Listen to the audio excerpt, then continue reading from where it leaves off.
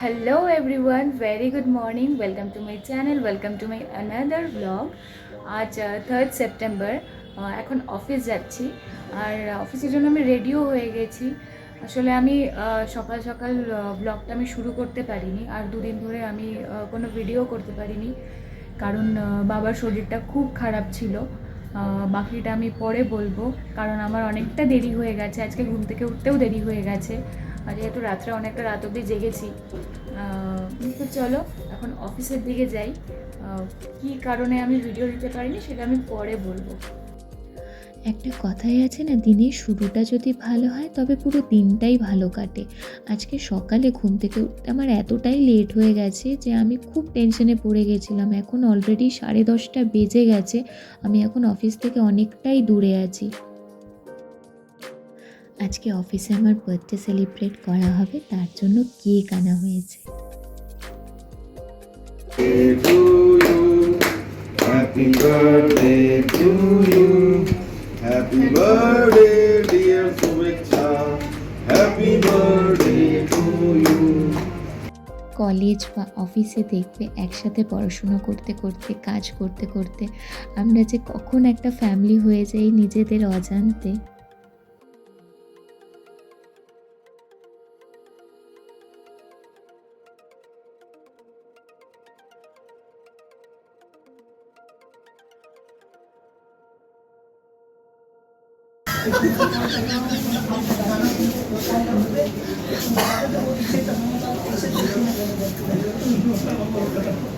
আজ 7:15 আমি অফিস থেকে বেরিয়ে টোটোতে উঠে গেছি। বাড়ি আসার সময় বা বাড়ি থেকে অফিস যাওয়ার সময় একটা চিন্তাই মাথায় থাকে, ট্রাফিক যেন না পড়ে। কিন্তু এটা তো আর আমাদের হাতে থাকে না, তো একটা না একটা ট্রাফিক পড়েই যায়।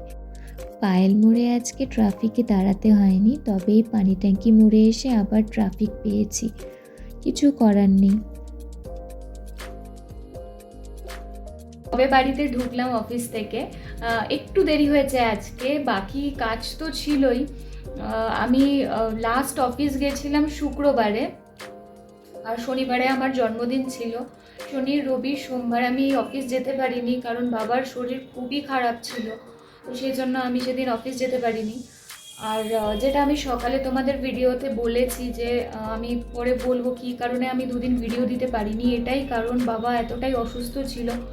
আমি মানে ভিডিও করার মতো আমি মেন্টাল স্টেটেই ছিলাম না, সময়ও পাইনি সেরকম। যাই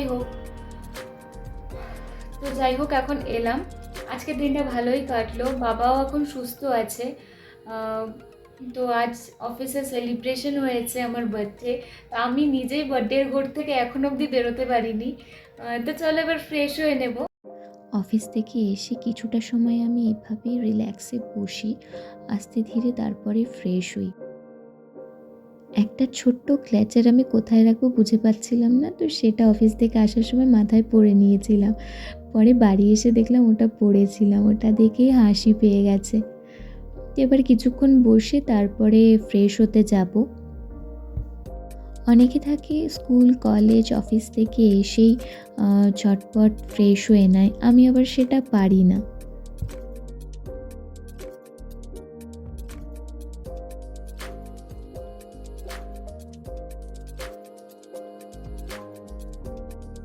বসলাম, গিফটগুলো এখনও অবধি আনবক্সিং করা হয়নি। আমি দুদিন তো একদমই সময় পাইনি, ইচ্ছেও করছিল না। তো আজকে ভাবছিলাম যে অফিস থেকে এসে গিফটগুলো আনপ্যাক করব, তবে একা একা আনবক্সিং করতে একদমই ভালো লাগে না। তো সেই জন্য আমি মামিকে কল করেছিলাম, আমি ছিল না বাড়িতে, তো মামিকে কল করেছিলাম, তো তখন মামি বাইরে ছিল।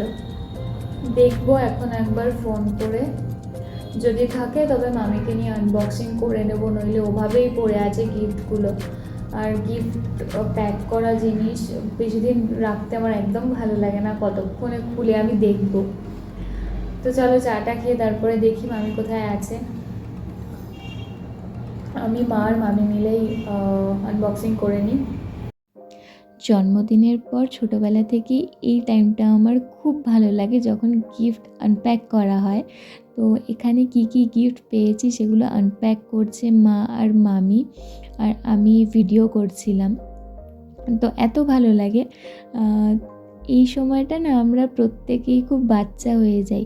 দেখবে যেসব জিনিসগুলো পেপারে র্যাপ করা থাকে সেগুলো আরও ইন্টারেস্টিং লাগে সেগুলো আনপ্যাক করতে। আমার তো খুব ভালো লাগে। প্রত্যেকটা গিফটই আমার খুব পছন্দ হয়েছে, যারাই দিয়েছো আমি খুব খুশি হয়েছি। থ্যাংক ইউ সবাইকে। আর আমি মনে করি গিফট মানে শুধু গিফটই নয়, তার মধ্যে আশীর্বাদ, ভালোবাসা, স্নেহ এই সব কিছু থাকে। আর সেই জন্যই কোনো অনুষ্ঠানে গেলে আমরা গিফট নিয়ে যাই। দেখবে আমরা যে দিনটার জন্য সবচেয়ে বেশি অপেক্ষা করে থাকি সেই দিনটাই খুব তাড়াতাড়ি চলে যায়। তো সেরকমই একটা দিন হলো জন্মদিন। এই জন্মদিনটা আমার কাছে খুব স্পেশাল, আশা করি প্রত্যেকের কাছেই সেটা স্পেশাল।